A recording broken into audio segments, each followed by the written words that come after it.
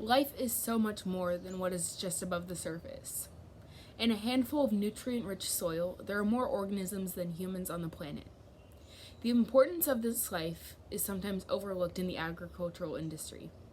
While many see the main investment of a farm as the crops, especially the ones that require the least amount of work, the health of the soil and the diversity of the crops is of the utmost importance. This idea of incorporating biodiversity and mimicking the natural layout of the land in agriculture is known as permaculture. Perm, as in permanent, and culture, as in agriculture.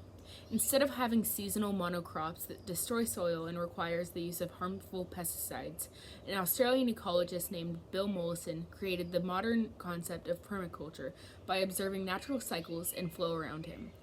Permaculture is a fiscally, environmentally, and healthy way to create a sustainable food source that can benefit the surrounding community and the quality of land. Although over the last century we've taken great strides to combat world hunger, it's come at a cost, and that cost is biodiversity. Since the 1940s, we've gone through what is called the Green Revolution, where agricultural powers have been industrialized, and that largely means monocropping and large-scale farms that only produce one or two crops, monocropping or duocropping. So that means that big agricultural powers have not really utilized biodiversity in their planning, which can come at a cost. That means they have to use more pesticides, they have to put more work into their crops, and overall it just means more unhealthy soil and unhealthy crops. These big agricultural powers produce a lot of money through their conglomerates of corn farms in Iowa and soy fields in the Midwest.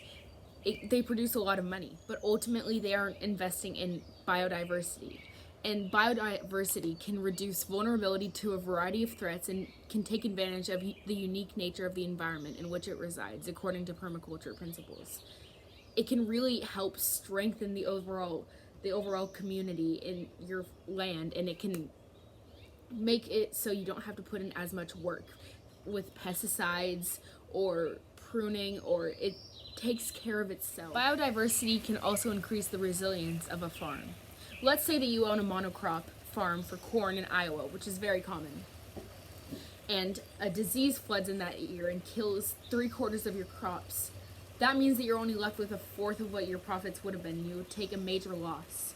If you had a biodiverse farm and you invested in many crops that all fit together in the natural layout of the land, it'll be much more resilient to those, and it will make sure that all of your crops aren't just one that is susceptible to disease. Going off of that idea of biodiversity and resilience, comes sustainability. Sustainability is the longevity of your farm and how manageable it is. In this movie that I watched in environmental science called The Biggest Little Farm, this couple invested in a permaculture type farm where they invested in biodiversity and using all of the resources on their land. And one day, or 1 week, this torrential downpour came in, and the surrounding farms were wiped out, had landslides, and a lot of crops and land was lost. But their farm, Apricot Lanes, theirs was saved because they invested in these crop covers, and they had all of these different plants that worked together to absorb all of the water that came down, so none of their land washed away, and it actually benefited their farm. Ultimately, sustainable farms don't just benefit themselves, they benefit the surrounding habitats and community. According to WWF, when agricultural operations are sustainably managed, they can preserve and restore critical habitats, protect watersheds, and improve soil health and water quality. But unsustainable practices have serious impacts on people and the environment.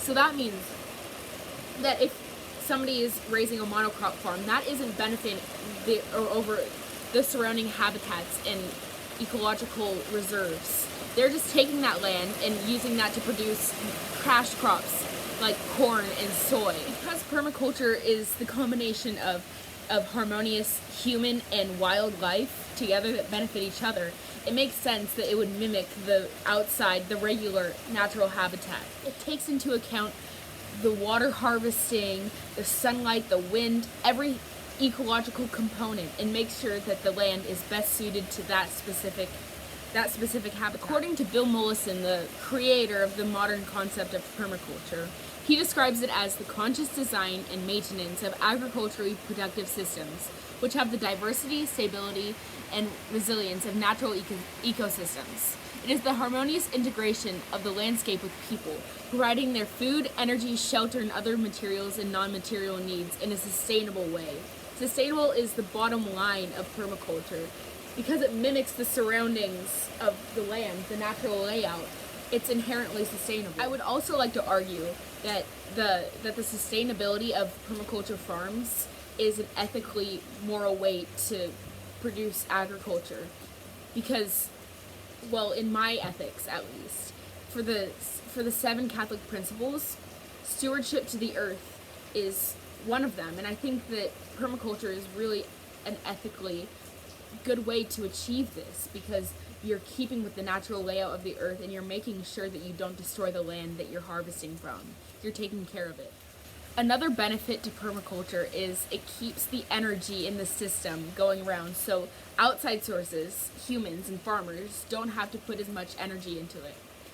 To be more specific, if you just had a monocrop farm, let's say a corn farm in Iowa, you would have to keep the pests off, you'd have to keep it growing, you'd have to nurture it, and that takes so much work from the farmer.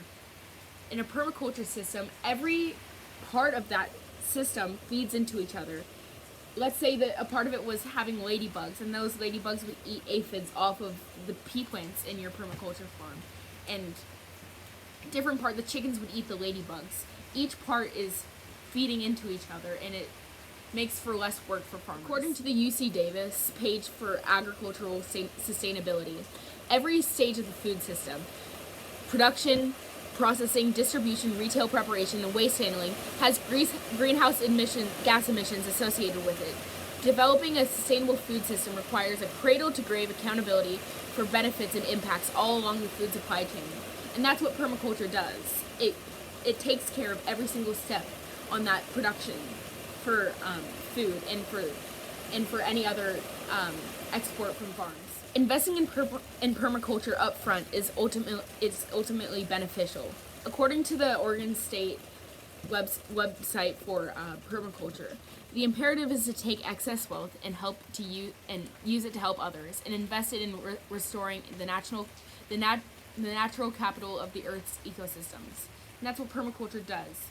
One system feeds into another, and so an upfront investment into biodiverse crops and animals, all that feed each other in the system, is ultimately really beneficial. This idea of one thing fueling another is so critical to permaculture.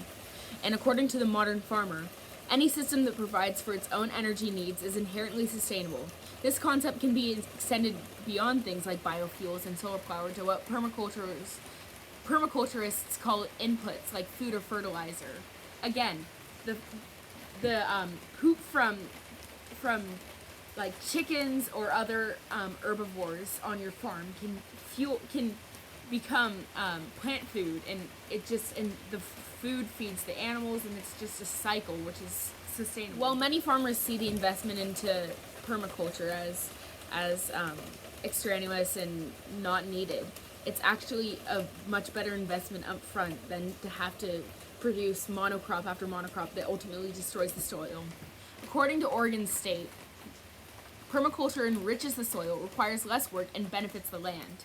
So an investment up front into different animals and different crops, rather than just buying the same bulk monocrop seed or starter, it actually makes more financial sense to invest in different crops. And while many monocrop farmers and many more traditional green revolution type farmers may see moving away from pesticides as risky or something that they don't want to do because it would be too tedious, it would make a lot more sense. It would make a lot more financial sense and environmental sense and just more common sense for them to move past that and to invest in the land rather than the crops that they're growing above it.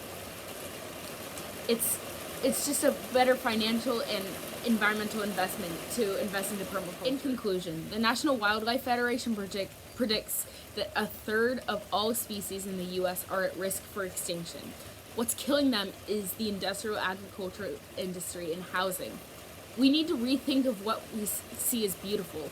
Sustainability is the only way to keep life going, and permaculture is one of the big ways agribusinesses and even individuals can implement it in their own backyards or on big-scale agricultural farms. I think that we all can implement permaculture principles in our own backyards or even porches or whatever space you can have. For instance, at my old Nana's house here, I'm going to try to, over the summer, because I don't think a lot is happening, I'm going to try to transform this into a permaculture type farm. There are a lot of good crops that are already here, that are already native to Oregon, like the Pacific madrone over here. But there's a lot of invasive species that I need to pull out. But I'm planning to plant native crops to Oregon over the summer and help kind of turn this into a working sustainable permaculture farm. In setting up for my permaculture farm, I've had to figure out the zones, the different species that are native to the plot of land, the noise pollution, different outside and external factors. And I've had to plan the layout of my future permaculture farm.